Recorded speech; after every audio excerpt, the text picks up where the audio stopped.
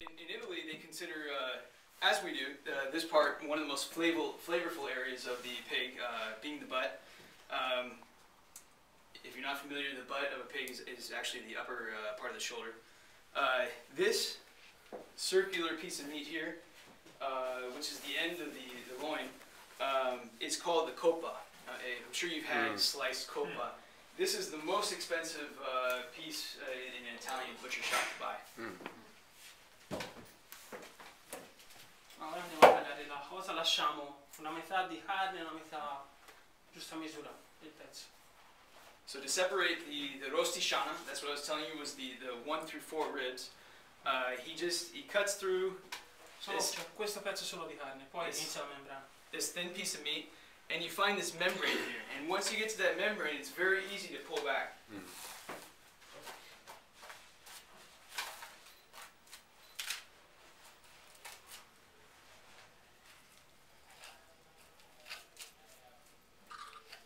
Poi andiamo col coltello lungo l'osso della paletta. So always making long strides with your knife so you don't eat up the meat. He found the shoulder blade. Once he gets the shoulder blade, just scrapes a little bit to get the meat to release from it. And then again, finds the top of the shoulder blade, and that's where he's going to make a straight cut separating what he calls the scamarita from the shoulder. E poi andiamo lungo quell'osso. So just a long cut, keeping the skin on. E rimane la nostra bella cotenna per fare le nostre scamarite. E qui tutto pulito perché ce l'ha membrana. And if you've done it right, you get this really nice rectangular piece of fat that will be attached to the steaks that we're going to show you how to cut. So which side is the shoulder blade on now? We've got the shoulder blade still here. Okay. Yeah. So, come si chiama? Shoulder blade. Shoulder blade. Shoulder blade. See? Yeah. Okay. It just means cup. Yeah. Ora andiamo a Scotty. See? Just a quick little story. When Dario was here in October, he taught a class for professionals at Cavallo Point, also at Nopa, I believe.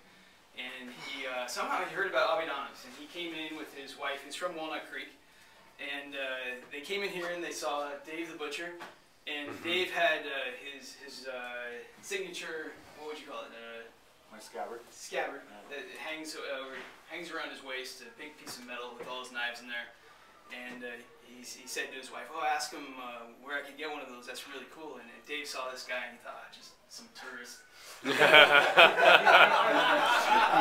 don't have time to talk to this guy. But then when they finally realized who each other were, I think a level of respect was formed. And so Dario now always asks about Dave the butcher, and so leaving a piece of fat and the skin on top. It gives flavor, and then it's also, if you like lard, it's a fantastic piece of lard on top. Joints are difficult because they have a lot of tendons. They're not like beef. So the important thing is that you have to give enough force to get through the tendons. Once you do so, the bone cracks very easily. E ricordate, i tendini non ci sono, quindi ce la fa. So he's already cut through the tendons there. Poi basta fare. And you just put your weight down on it and it cracks. Sort of sideways. If you're not getting it, you're putting too much weight on it, you haven't gotten through the tendons. Gotcha. And then come down in a C shape.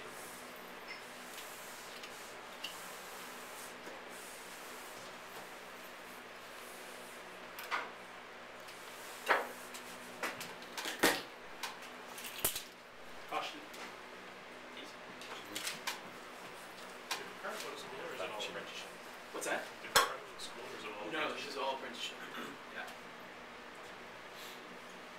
E questi saranno un pezzo fondamentale della nostra soprassata. So there you can see the difference of the joints. This one you probably struggle with in the first couple times you do it, as I did. And that's what we'll be reserving for our soprasata. They're incredible if you're making demi-glaze, anything gelatinous. They give off great natural gelatin.